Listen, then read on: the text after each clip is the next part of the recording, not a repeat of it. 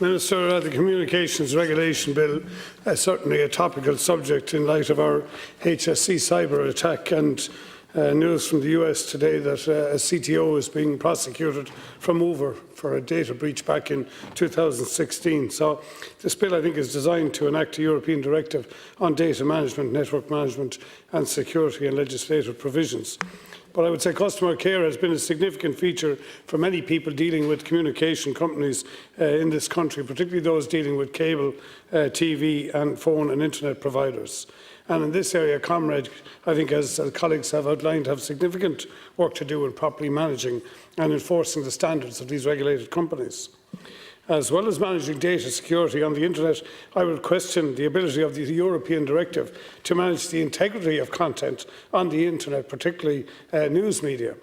I was listening to Pat Kenny earlier on radio today talking about conspiracy theories generated and how much of it has been promulgated through social media platforms. And this calls into question the integrity of the news that we hear and where fact-based news can be accessed. And to that point, Minister, I would like to just mention the independent radio broadcasters of Ireland who are continuing to be forced to pay a levy, broadcast levy, while at the same time they are receiving no support by way of licence fee, unlike public broadcasters. In addition, they are required to run a news service, which is vital for regional and community news updates, but which requires significant journalistic input and cost. I look at my own two radio stations in Waterford, WLR-FM and Beat FM, and they fall squarely into this character. And they are finding it very difficult to recruit and retain journalistic talent, which they are required to do in order to provide the standard of news and community engagement that they wish to do. It's worth noting, Minister, that independent radio received no support in this year's budget, while yet the newspaper industry was moved to a zero VAT rating. And in addition, the public broadcasters of RTE and TG4 were provided extra funding at this time. The broadcasting levy on independent broadcasters amounts to approximately 2.5 million per annum, and in my opinion it should be eliminated. It is an unfair levy to those who do not receive public licence supports and who, in addition, Minister, have seen a collapse in their advertising revenue since COVID, which is not recovered. They are expected, as I say, to provide a public news service as part of their licence approval, but get no support for doing it. And yet I would argue with you, Minister, that independent public radio is a fundamental piece of our democracy, because if it is dismantled, how are we to push back against fake news, which, as I say, has been promulgated widely?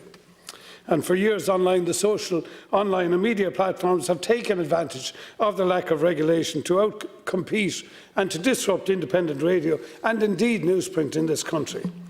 No levy is applicable to those, Minister, these foreign-owned companies. And it is high time, in my opinion, a levy was placed on streaming and pay TV services, as well as on digital advertising channels. I welcome the new civil enforcement and other powers that will empower comrades to impose administrative financial sanctions for non-compliance and require compensation to end users. And I also look forward to the setting up of a media commission which will hopefully have adequate powers to properly regulate online and social media platforms. I hope it will also play a role in the fair and equitable treatment of independent radio and recognise the importance of this sector. Finally, Minister, could I say that I think the increasing digital landscape is progressive, but it has to be progressively managed to ensure it is a force for greater good than greater evil. I think the independent radio sector has long proven itself in this sector, and government must now come and recognise the damage that the broadcast levy is doing, how badly these businesses need that funding, and allow them to retain it, so therefore to scrap that. And I would ask you, Minister, to do that as a first port of call with respect to this bill. I think if this bill sees that position clarified among its other objectives, I would certainly welcome it in the House.